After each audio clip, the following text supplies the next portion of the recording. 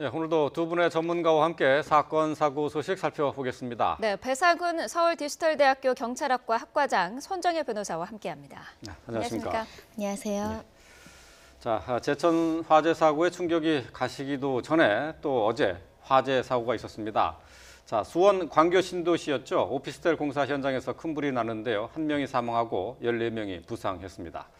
먼저 이 사고를 짚어보겠습니다. 어제 광교 신도시 오피스텔 현장에서 사고가 났는데 말이죠. 자, 이 사고의 원인, 지금 오늘 이제 현장 감식 예정으로 돼 있죠? 예.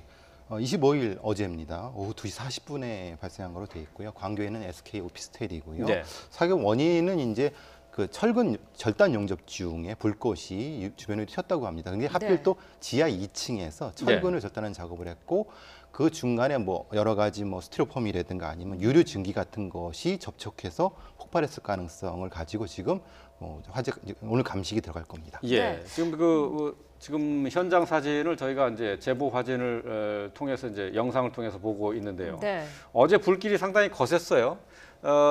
현장에 신속하게 소방대원들이 투입이 됐습니다만은 화재 진압하는데 시간이 좀 걸렸죠. 2시간이 좀 넘었죠. 예. 저 상태는 아무래도 지하기 때문에 그러니까 소방력을 지하로 이제 물 호스를 투입하기는 실제는 어려웠고요. 공사 중이었기 때문에 스프링클러라든가 이런 소방 장비가 갖춰지지 않은 상태였고, 네. 그러니까 기존의 장비를 지하로 투입하고 그것이 위로, 그러니까 지금 짓고 있는 중에 위로 투입됐기 때문에 그러니까 소화하기가 상당히 어려웠던 상황이라고 볼 수 있습니다. 네, 말씀하신 것처럼 용접기를 사용하다가 이제 불이 붙은 것으로 지금까지는 그 원인으로 전해지고 있는데 안전 규정이 제대로 지켜졌는지를 점검을 해야겠죠. 그렇습니다. 사실 용접 작업을 할 때 이 안전 규정의 기본적인 수칙은 뭐냐면 주변에 이 소화 기기를 반드시 비치를 해야 되고요. 그리고 네. 방화포를 분명히 배치를 했어야 돼요. 그리고 규정 중에는 화기 감시자가 상시적으로 근무할 수 있도록. 그러니까 왜냐하면 용접 작업하다가 불꽃이 옆에 그 붙어가지고 화재가 날 염려가 굉장히 높기 때문에 이 발화를 시키지 않는 연소가 쉽게 되지 않는 방화포를 배치한 다음에 주변에는 반드시 소화기기들을 배치하게 되어 있고 이것을 감시하는 인력이 배치되어 있어야 되는데 이런 규정들이 제대로 지켜졌는지를 확인을 해야 될 것으로 보이고요. 그리고 그날 현장에서는 불이 났는데 일단 자체적으로 진화하려고 근로자들이 좀 시간을 좀 지체한 측면도 있거든요. 이런 부분에 대한 수칙 점검 이런 것들이 좀 조사에 필요하지 않을까 합니다. 네. 어제 화재 현장에서는 검은 연기가 계속해서 피어나면서 인근 아파트 주민들이 화재가 확산되지 않을까 공포에 떨었었는데요. 자, 휴일이었었지만은 소방당국의 신속한 대처로 피해 확산을 막을 수가 있었습니다. 소방 관계자들의 말을 먼저 들어봤습니다. 그거 소방관하고 상관없죠. 저희 비상이면은 다 무조건 들어와야죠. 뭐 안전센터에 가도 차가 없어요. 개인차를 이용해서 모여서 가시는 데도 있고. 저는 이제 집에서 쉬고 있었죠. 출동할 때는 인명 피해가 없었으면 좋겠다. 또 이런 마음밖에 없었죠. 아까도. 네. 자, 화재가 워낙 크다 보니까 쉬고 있던 소방관들까지 모두 동원이 됐습니다. 예. 2단계가 마련돼 갖고 주변에 있는 인접 소방서의 인력, 소방력들이 동원됐고 비번인 경우도 동원이 됐는데 사실 뭐 도착이 4분 만에 도착했다 그러는데 그리고 뭐 여러 가지 면에서 대응이 잘 됐다고 하는데 문제는 좀 하나 더 짚고 넘어가야 될 것은 우리가 제천 화재에서도 그렇지만은 실제로 인력이 투입됐고 된 상태에서 조직적으로 움직였는가?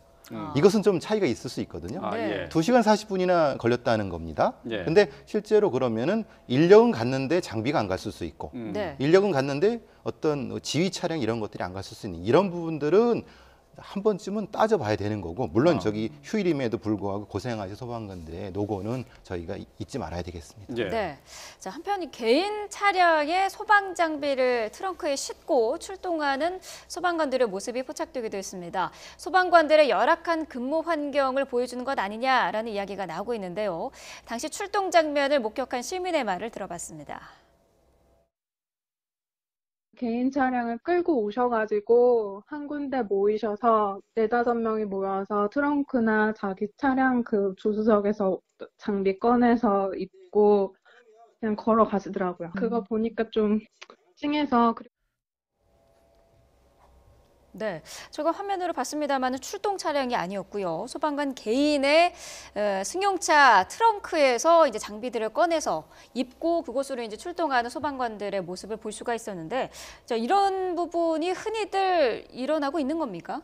관행적으로 우리 이제 소방 상황에서는 그렇습니다. 네. 그런데 이제 원칙상으로는 사실은 조금 고려해봐야 될 부분이 분명히 있습니다. 네. 왜냐하면은 실제로 현장 인력이 충분하다고 하면은 그 인력이 중심이 돼서 하고 나머지 비번은 사실은 추후에 투입되고 그 장비도 역시 중앙에서 관리하는 게 맞죠. 그런데 우리 한국의 소방 현실로 봐서는 저걸 관행이라고 해야 될지 아니면 뭐라고 해야 될지 참 안타까운 분명히 있습니다. 네. 그러니까 왜냐하면은 그 장비 같은 경우는 개인 차량에 움직이다 여러 가지 면에서 사실 장비의 파손도 있을 수 있는 거고요. 물론 이제 그 개인 장비를 개인 돈으로 산다고 하는 거 우리가 너무 잘 알고 있는 상황이니까요. 여러 가지 면을 고려해 봐야 되는 좀 안타까운 장면이라고 할 수 있을 것 같습니다. 네. 글쎄요, 이제 소방대원들이 소방차를 타지 않고 자기 개인 차량으로 이동한다는 것, 글쎄요, 이제 국민들이 바라봤을 때는 이게 소방관들이 제대로 장비를 갖추고 일을 하는 것이냐, 이런 불안감이 좀 있을 수가 있어요. 사실은 그 지금 이번 화재로 소방관 2명 정도가 얼굴과 손에 화상을 입었다고 하거든요. 그럼 사실은 보호장구가 좀 미비했거나 보호장구가 조금 열에 취약한 걸 했을 가능성도 배제하기는 어렵고요. 네.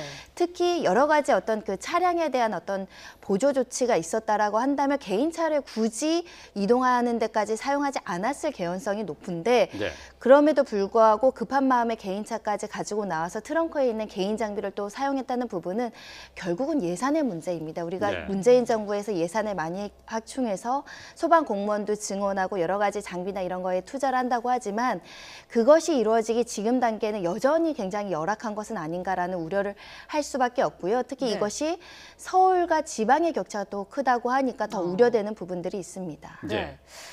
자, 소방관들의 글쎄 열악한 환경은 여러 번 지적이 됐습니다만은 그렇다고 하더라도 개인 차량으로 장비를 싣고 소방 현장에 투입된다는 것은 글쎄 여러모로 봐서도 이건 반드시 관행적으로 유지된다고 하더라도 고쳐져야 될 부분 아니겠습니까? 그렇죠. 왜냐하면 그 자체에 뭐 산소통이라든가 아니면 여러 진압 장비 같은 것들이 만약 관리가 안 돼서 거기 사고가 났을 때 그 책임 소재는 누가 질 것이냐 이런 문제도 분명히 법적인 문제도 존재할 수가 있는 것이고요. 네. 그렇다고 봤을 때 이제 어떤 그 중앙에서의 어떤 시스템적인 문제 말하자면 어디서 불이 났을 경우에 어떤 인원들은 이쪽으로 동원하지 않는다. 이런 어떤 매뉴얼이 조금 더 갖춰졌다고 하면은 조금 개선될 점이 있지 않을까 싶습니다. 예. 네.